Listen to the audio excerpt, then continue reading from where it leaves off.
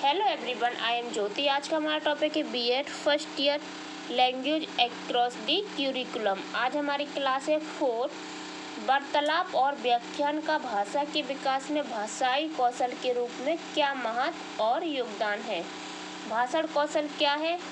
बालकों में बोलने के प्रति रुचि तथा साहस जगाने का प्रयास आरंभिक कक्षाओं से ही होना चाहिए। भाषण कला में विचार, प्रभाव, शैली तथा शब्दों का चुनाव अत्यंत महत्वपूर्ण होता है। कभी कभी विद्वान और काफ़ी जानकार वक्ता भी समाज को अपने विचारों से प्रभावित नहीं कर पाता, क्योंकि उसके पास शब्द और भाव होते हैं, शैली नहीं होती।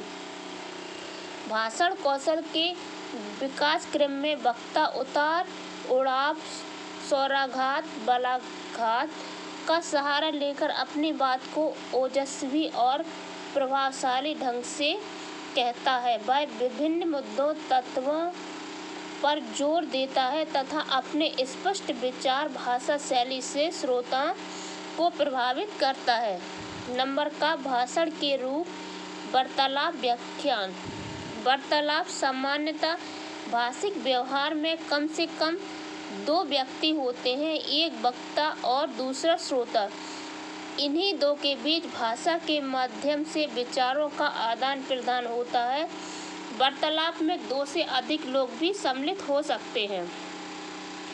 वार्तालाप की विशेषताएं। इसमें वार्तालाप का वक्ता उत्तम पुरुष एकवचन में होता है और श्रोता मध्यम पुरुष। यह स्थिति परिवर्तन भी होगी, क्योंकि वक्ता के कथन का उत्तर देते समय पहले जो श्रोता था अब वक्ता होगा और जो पहले वक्ता था वह अब श्रोता होगा। नंबर 2, वार्तालाप में भाग लेने वालों में मध्यम रूप में एक ही भाषा होनी चाहिए और उसकी सामान्य जानकारी भी आवश्यक है। नंबर 3, वार्तालाप में भाग लेने वालों के अनुभवों में कुछ समानता भी होनी चाहिए। अत्यधिक अंतर होने पर संवाद की स्थिति नहीं बन पाएगी।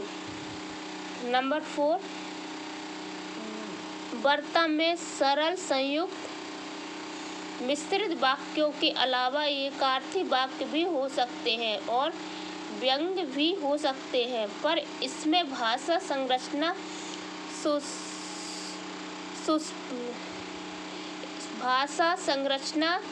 सुस्पष्ट तथा कथ्य को संपूर्ण रूप से प्रस्तुत करने में सक्षम होनी चाहिए।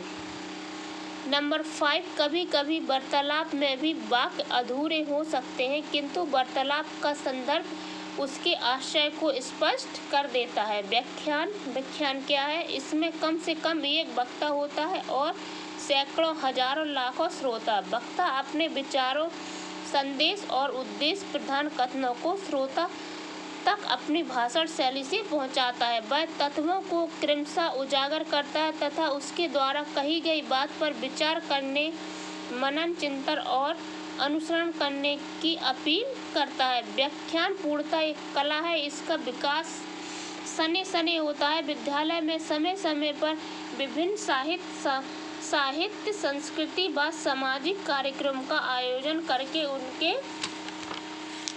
उनके माध्यम से बालकों में व्याख्यान कला शैली के प्रति रुचि जागृत की जा सकती है। सभाओं, समितियों, परिषदों तथा मंची व्याख्यान शैली की परंपराओं, नियमों, विधियों का विभेद करते हुए छात्रों को समुचित मार्गदर्शन भी दिया जा सकता है।